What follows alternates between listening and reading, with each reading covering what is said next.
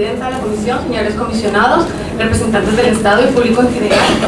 Nos encontramos presentes en esta audiencia Ana María Vidal, de la Coordinadora Nacional de Derechos Humanos, Maritza Quispe, abogada del Instituto de Defensa Legal IDL y de Rights International, Milton Sánchez, de la Plataforma Interinstitucional de Celentín, María Isabel Sedano, de CEDEMUS, y quien les habla, Juliana Bravo, de Rights International.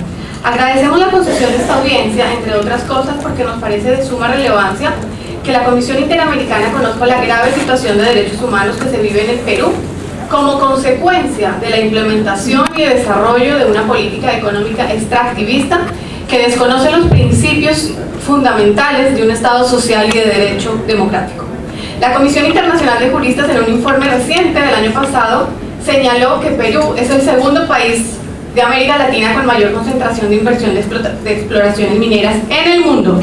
Señaló que el modelo económico primario exportador de Perú tiene como signo central la remoción grande del territorio por la extracción de materias primas no renovables con un alto impacto social y ambiental, lo que aumenta exponencialmente situaciones de vulneración de derechos humanos a raíz de una creciente expansión de la actividad y explotación minera e hidrocarburífera.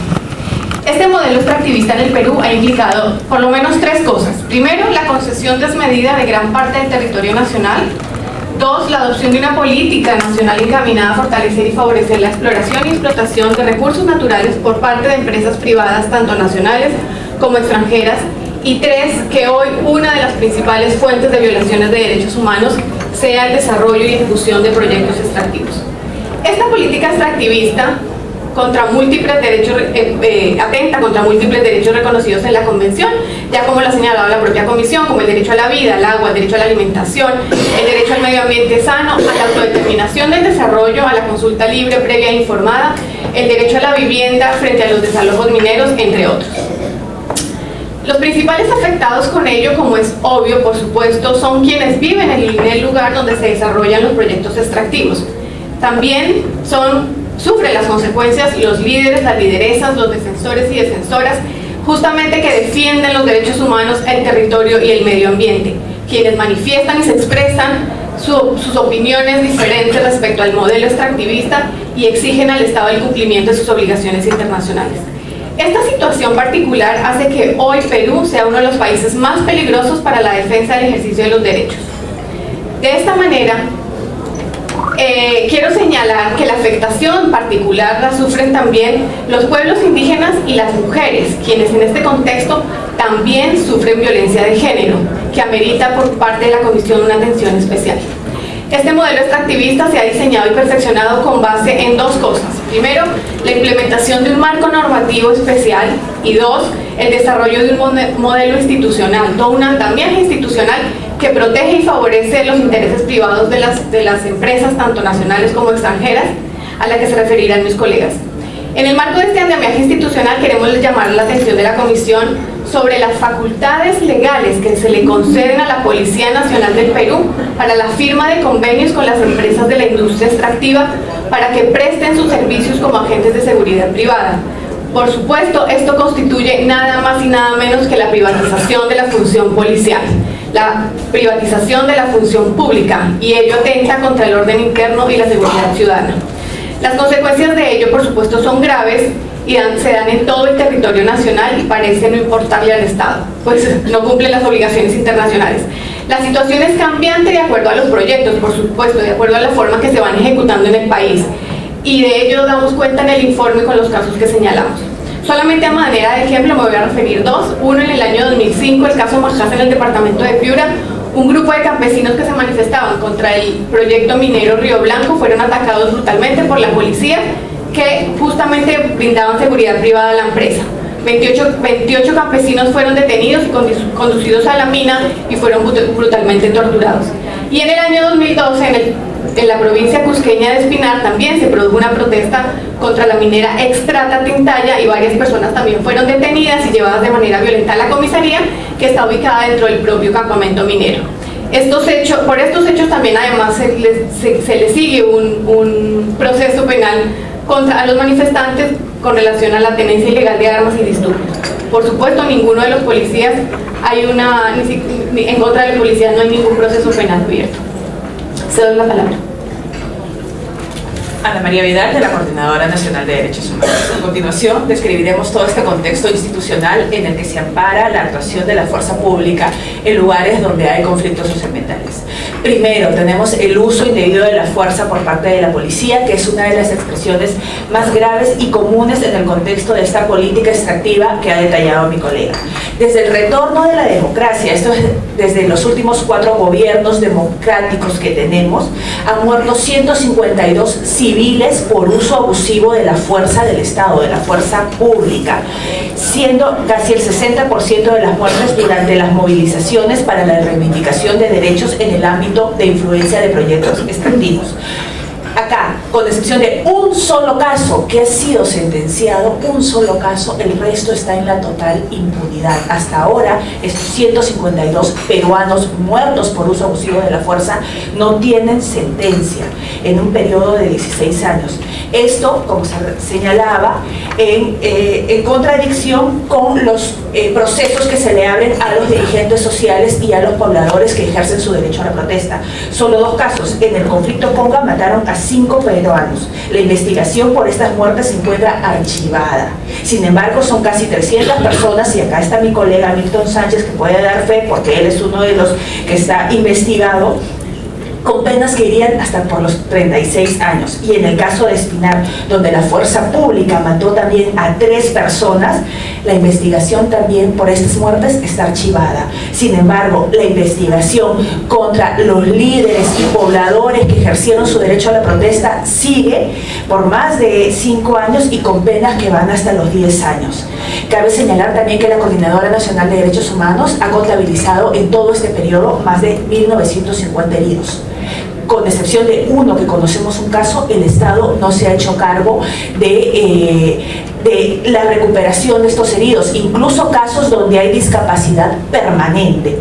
Este uso de la fuerza constituye el primer factor de riesgo para la vida e integridad personal de los defensores y defensoras en el Perú. Segundo, los estados de excepción al respecto, el artículo 137 de nuestra Constitución y el artículo 27 señala que esto es en momentos extraordinarios. Sin embargo, en el Perú se está aplicando de manera ordinaria y como mecanismo para acallar la protesta social. Es más, en muchos casos que se da en los contextos o las declaratorias de emergencia, el Estado no cumple con su deber de proteger en mayor medida otros derechos como la vida y la integridad.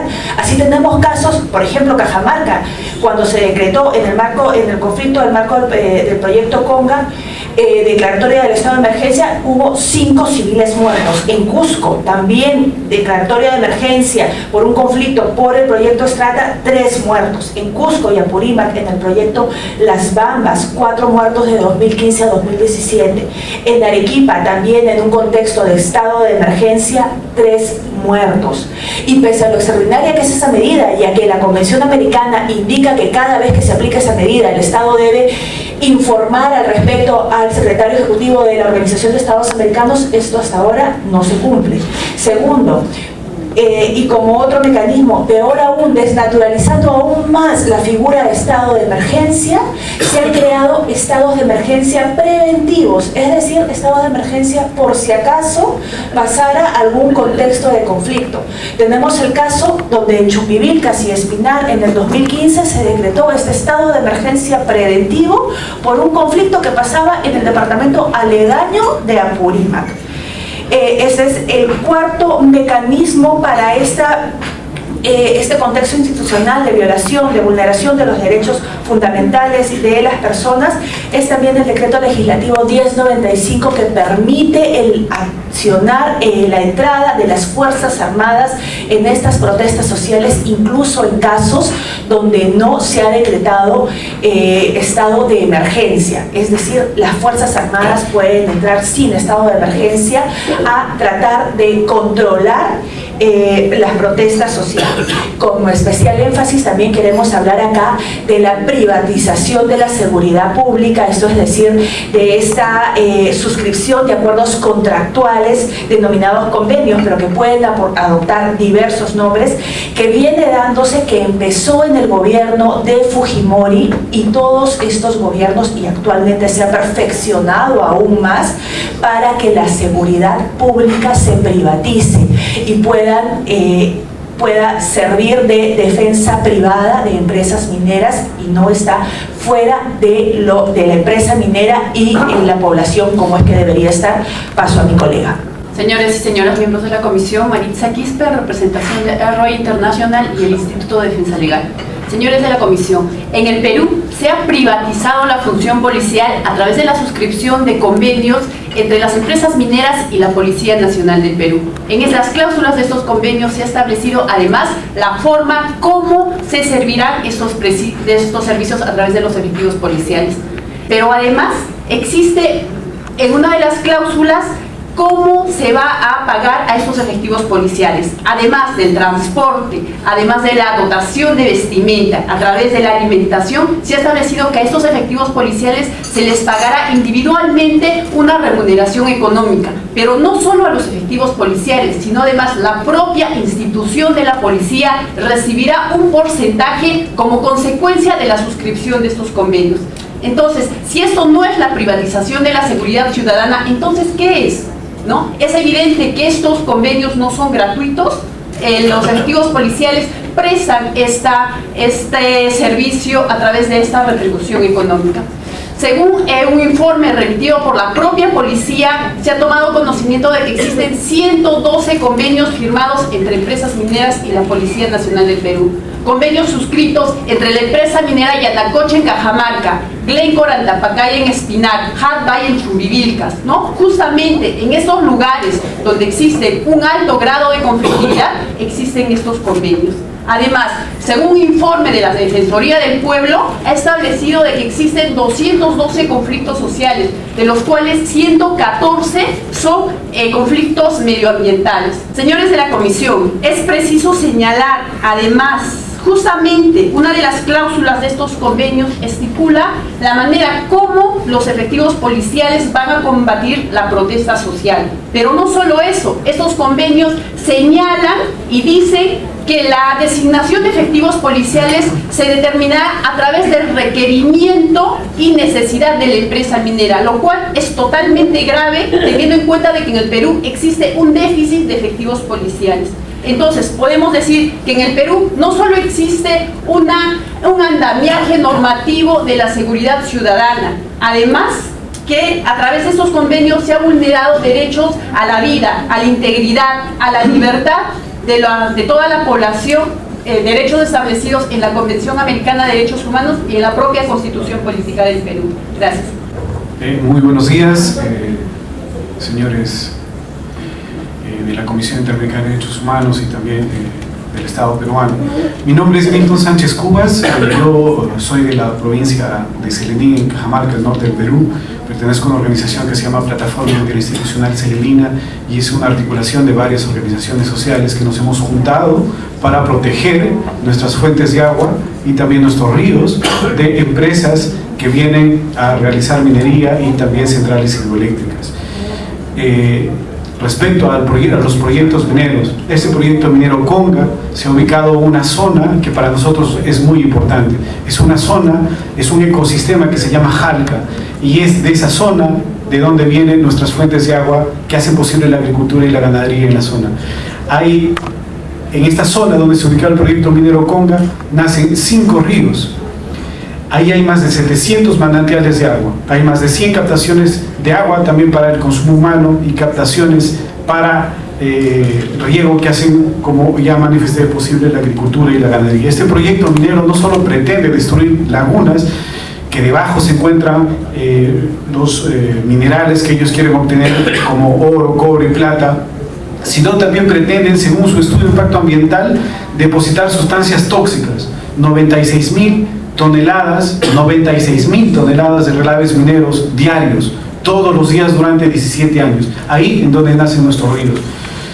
Frente a esto, nosotros hemos revisado también la normatividad de nuestro país. La Ley General del Medio Ambiente, la Ley de Recursos Hídricos mencionan que estas zonas altoandinas con presencia de lagunas, humedales, deben ser orientados para su conservación, no para destruirlas por la importancia que estas tienen. Pero sin embargo, hemos visto que no se ha hecho caso también a estas normas y hemos visto cómo los proyectos mineros siguen avanzando.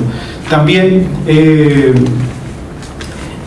lo que ellos plantean es construir reservorios como alternativa a nuestras fuentes de agua, pero sin embargo esta tecnología que han venido desarrollando ya en Cajamarca, donde tienen ya 23 años de actividad, no ha funcionado.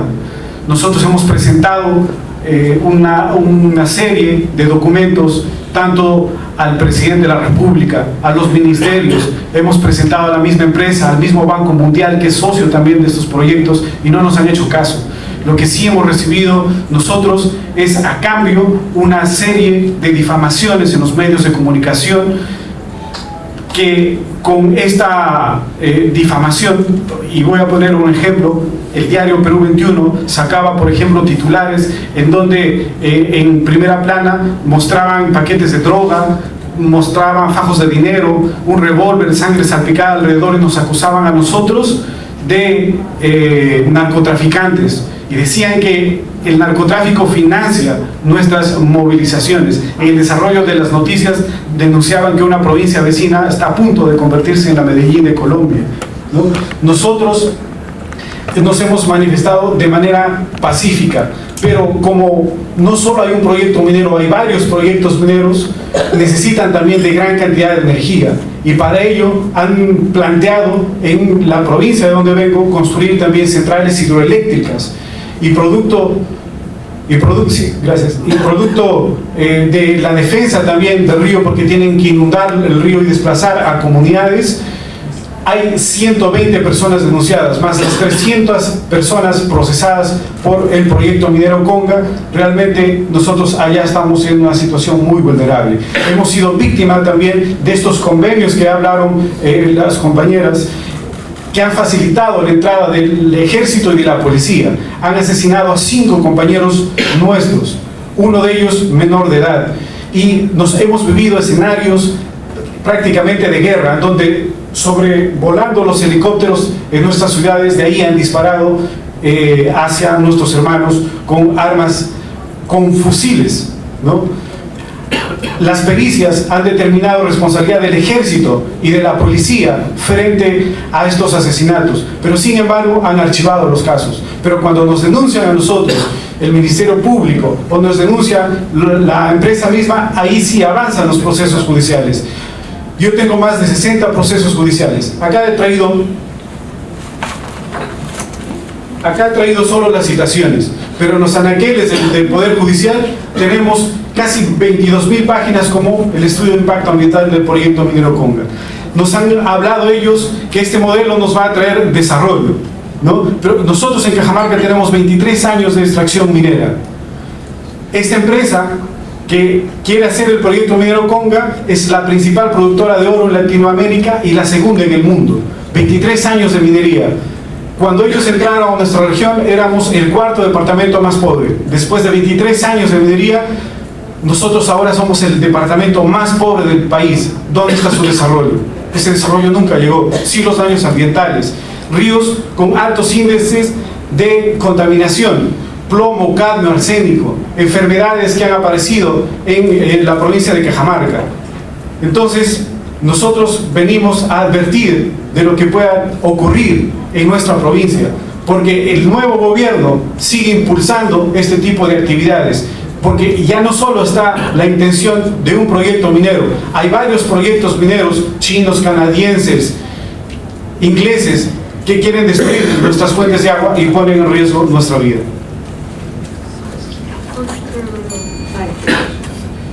I call on the state of Peru to answer and make their comments and give us information.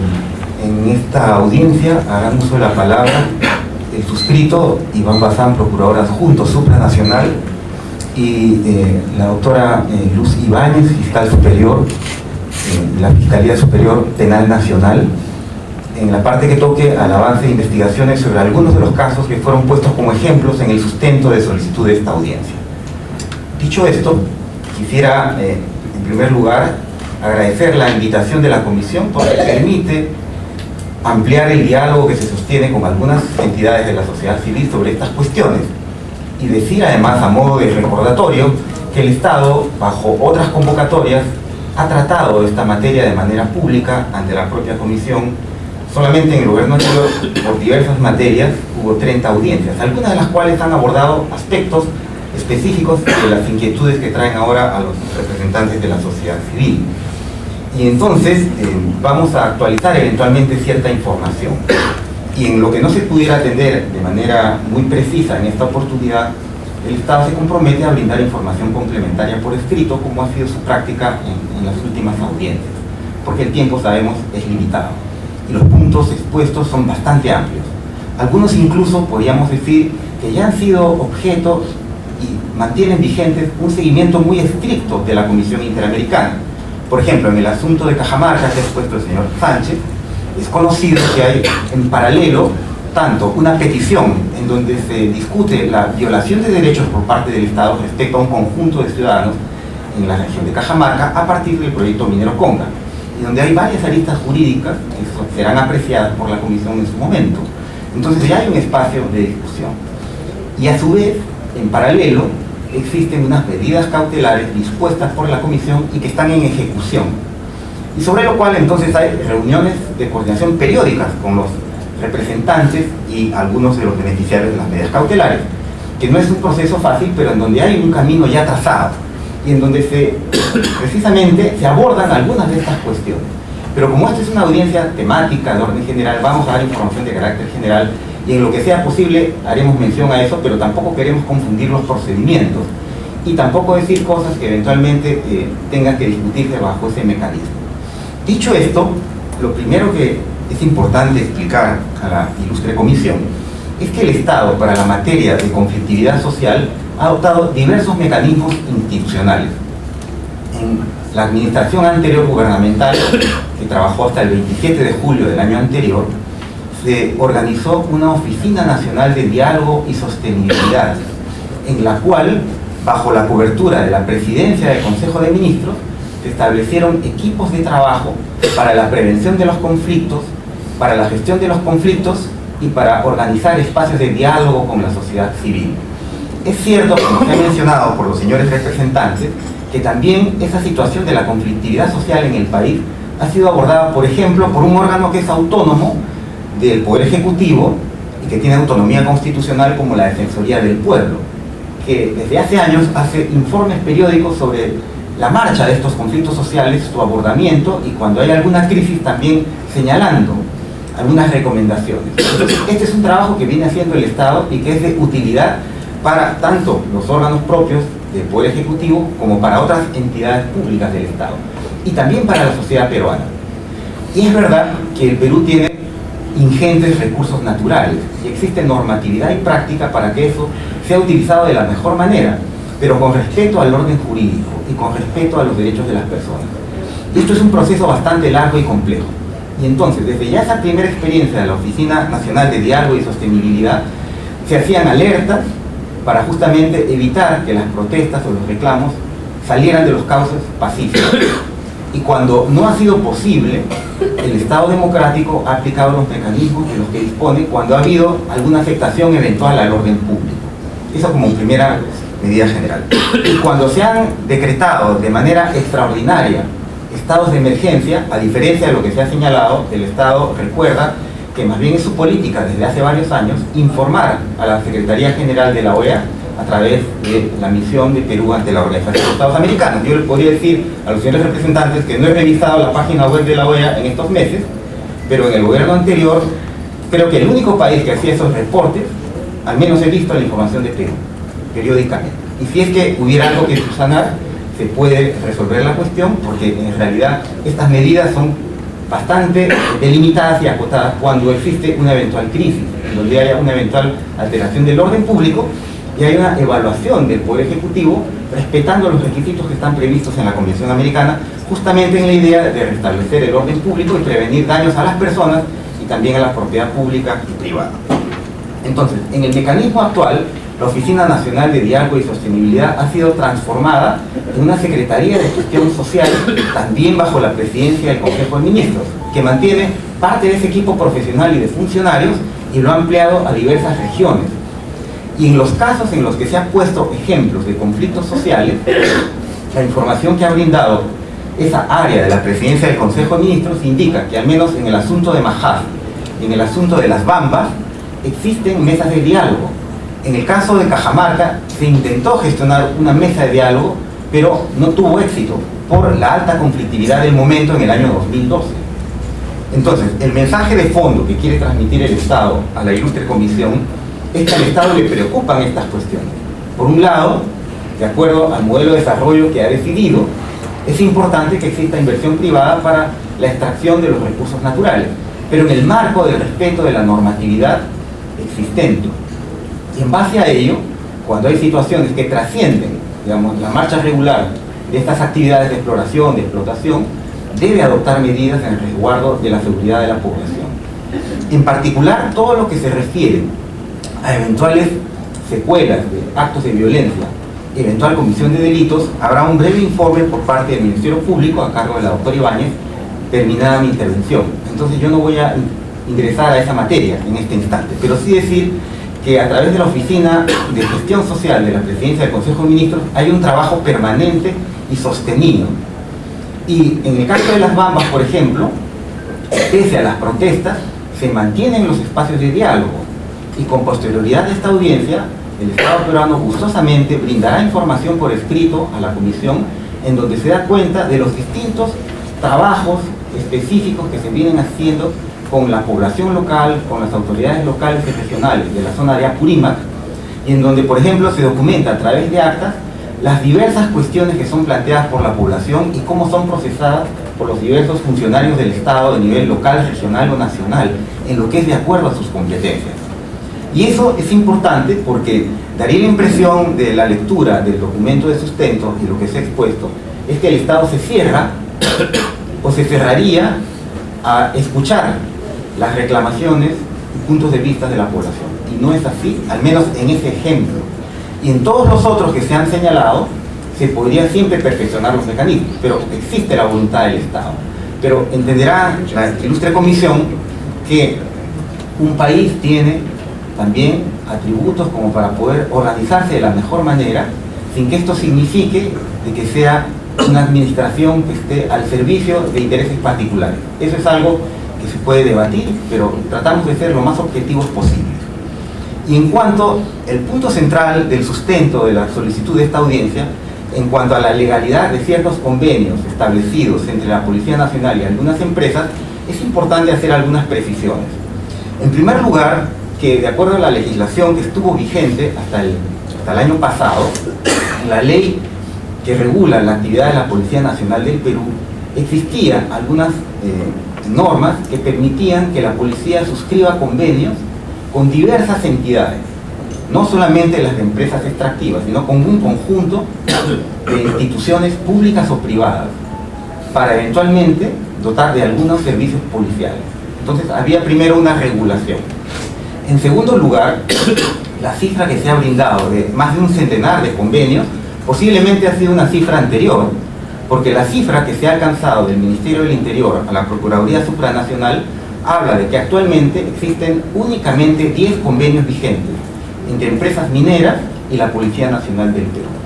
Y de esos 10 convenios vigentes entre empresas mineras y la Policía Nacional, solamente uno está vigente en relación a los casos citados por los señores representantes, que comprende a la empresa minera de Las Bambas, cuyo mandato o cuyo término de vigencia expirará en agosto del presente año. Entonces, existe un marco de regulación, los convenios no son tan numerosos, con lo cual la misma comisión reflexionará que la imputación de privatización de los servicios policiales podría quizá no corresponder a la misma realidad, porque se trata de ciertos convenios específicos. Y en la nueva regulación de la Policía Nacional, con un decreto legislativo emitido durante el actual gobierno por delegación de facultades del Congreso de la República, se mantiene la misma norma, pero en la reglamentación de esa norma hay ciertas salvaguardas, como por ejemplo que tiene que haber una expresa aprobación de la autoridad del Ministerio del Interior, como que también la prestación de esos servicios policiales extraordinarios no pueden poner en peligro ni suspender la actividad regular de la Policía Nacional. También que el hecho de que exista un convenio no subordina a la Policía Nacional a la contraparte del convenio, es decir, ninguna empresa o entidad que suscriba el convenio podrá disponer u ordenar a los integrantes de la Policía Nacional que van a dar ciertos servicios. Entonces, estas regulaciones son importantes porque no es que se trata de una suerte de privatización sin límite, no existe tal situación. Y en todo caso, se podría decir que como el Perú es un Estado democrático, si se entiende que esa norma del decreto legislativo anterior hubiera sido contraria a la Constitución peruana, existía el mecanismo de que a través de un cierto número de congresistas, algunos funcionarios calificados y previstos en la Constitución, o a través de la iniciativa de 5.000 ciudadanos, se plantee una acción de inconstitucionalidad para discutir si es conforme a la Constitución ese tipo de norma específica. Y hasta donde estamos informados no se había planteado esa opción. La norma actual también contiene una disposición similar, pero con una regulación más precisa. Y existe el mecanismo del proceso de inconstitucionalidad, que en el caso que se estime los ciudadanos que es lesiva a los derechos ciudadanos porque viola la Constitución, se cuenta con un mecanismo que ha funcionado en muchos otros casos. Por ejemplo, se ha citado la ley de uso de la fuerza y también se discutió su compatibilidad con la Constitución y el Tribunal Constitucional concluyó que no había tal incompatibilidad. Entonces, existen los mecanismos institucionales para ello. El espacio del Congreso de la República es también un espacio vigente y también mencionar una idea central, que la eventual intervención de la Policía Nacional en el contexto de Cajamarca o de Apurímac en el proyecto de las Bambas ha sido no en razón de los eventuales convenios que pudieran haberse suscrito, sino porque ha habido afectaciones al orden público. Y entonces es deber de la autoridad del Estado, a través de la Policía Nacional, el restablecer el orden público. Entonces, esa conexión no es necesariamente la que ha producido esa intervención policial, ni el otro conjunto de medidas que el Estado adoptó, tales como la extraordinaria implantación del estado de emergencia. Y también es de recordar que esos estados de emergencia fueron levantados algunos días después de superada la crisis. Con lo cual no es la historia de, por ejemplo, otras situaciones en donde quizá el Estado usó de manera intensiva e injustificada la declaratoria de estados de emergencia. No es así en el momento actual. En donde hay situaciones de conflictividad, por ejemplo, de la subversión en la zona del Braem, en la selva del Perú que mencionó la fiscal en la audiencia anterior, eventualmente allí sí hay necesidad de mantener medidas extraordinarias por la seguridad de la población. Pero en otras situaciones no existe esa medida extraordinaria de parte del Poder Ejecutivo. Aquí se ha planteado un caso en particular que no quiero hacerlo como un caso, pero esto de lo que sienten los defensores de derechos humanos frente a la institucionalidad del Estado, porque hay tendencia a la persecución, intimidación, en algunos casos precisamente criminalizar con conductas que no debieran ser tomadas en consideración para esto, pero el Estado señalaba, si se trata de una causa, quien realice la causa, la conducta, pues no puede ser excluido. Lo importante de esto, creo que Pablo lo ha señalado como una fórmula o como un tipo de posibilidad de respuesta, de crear también en el Perú un mecanismo de protección, que ayude a la protección de los derechos de los defensores de derechos humanos. Entonces, me parece que eso es fundamental. Y el otro punto, bueno, aquí también se ha dicho, ya no son tantos acuerdos o convenios con la policía, pero los que existan tienen que ser realmente, deben ser revisados para identificar, porque si se van a poner de acuerdo la forma de combatir una protesta por razones de orden público, me parece que no sería en el espacio de una contratación o de un convenio con una empresa privada.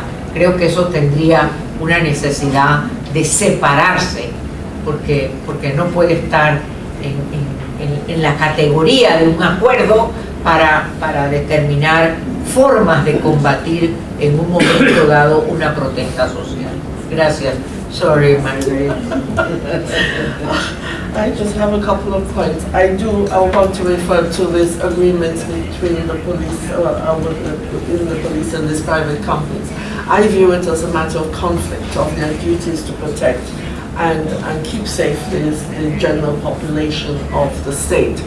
There clearly is a conflict when they have, and working for the company, and they have paid for that, they have to protect the company and the company's interests against the interests of the citizens. So I think the state of Peru must look into that and think about wiping out those facilities.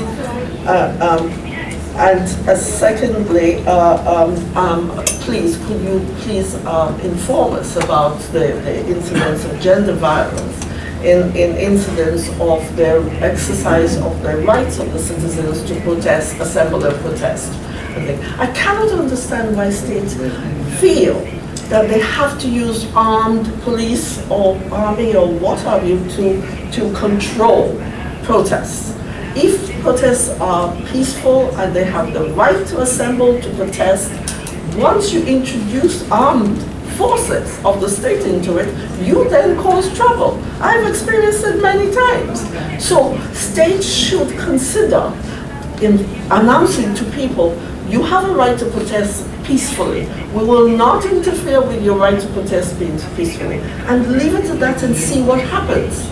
You will have the protest and they talk and they sing and they have their banners and then they go home. Nothing happens. But when you introduce the armed forces, then there's a problem. So please consider that. And really the right to protect women against people with arms who are agents of the state. They never say physically or sexually. That's all I have to say. Now, 2 minutes for me. Sobre la protección de defensores y defensoras de derechos humanos, en abril de 2016 tuvimos una audiencia pública en Washington, D.C., donde el Estado peruano sacó una resolución viceministerial y se comprometió en un periodo de 2 meses a aprobar un protocolo de actuación interinstitucional para la defensa, para la protección integral de defensores y defensoras. Hasta la fecha no tenemos absolutamente nada. A pesar de que el pedido de sociedad civil es ir más allá, es una política pública de protección de defensores y defensoras, porque no tenemos absolutamente nada y la estigmatización, el acoso, la judicialización es demasiado grande. Segundo, sobre el nuevo viceministro que hay para el tema de conflictos sociales, es preocupante que el nuevo viceministro provenga de las carteras de una empresa minera cuestionada por violaciones a los derechos humanos, como es la Solidar Chajinde, y del viceministro Javier Fernández Concha Estúpar. Y preocupa también la diferencia de cifras. La Defensoría del Pueblo dice que hay una de 200 conflictos, más menos. Sin embargo, el viceministro señala que hay solo 5 conflictos, 200 que señala la Defensoría. ¿Por qué la diferencia entre el Poder Ejecutivo y la Defensoría del Pueblo? Y sobre la privatización, y también nos preocupa que no diga nada sobre las muertes en contextos de estado de emergencia, porque se producen muertes y eso es una violación directa a la Convención Americana. Sobre la privatización de convenios, hemos referido varias demandas para que no lo hagan público. Hasta ahora no es público. Nos dice el señor procurador que tiene la cifra él. El resto de peruanos, a pesar de que hay un compromiso del Ministerio de hacerlo público, hasta ahora no lo sabemos. Paso a mi colega. Bueno, sí, efectivamente, nosotros contamos con los 112 convenios proporcionados por la policía, pero ¿por qué no contamos con los convenios actuales? Precisamente porque hasta el día de hoy el Estado peruano no hace visibles estos convenios. Las razones no lo sabemos, señores miembros de la comisión. Es que recién en esta audiencia nos enteramos de que existe un convenio vigente con la empresa minera Extrata Las Bambas en Apurímac, pero en ningún momento, pese a múltiples pedidos de información, estos convenios nunca han sido visibles. Finalmente queremos señalar que no se trata, justamente el señor procurador mencionó que es deber del Estado avanzar en derechos y proteger el orden público. Se trata de proteger y garantizar los derechos de las personas, el derecho a defender los derechos humanos, el derecho a defender y generar controversia. No es el derecho a la protesta, y el Estado peruano está criminalizando la protesta social. El Estado peruano está matando a quienes manifiestan legítimamente sus opiniones. Y esto tiene un particular gravedad en relación con las mujeres, que hay una política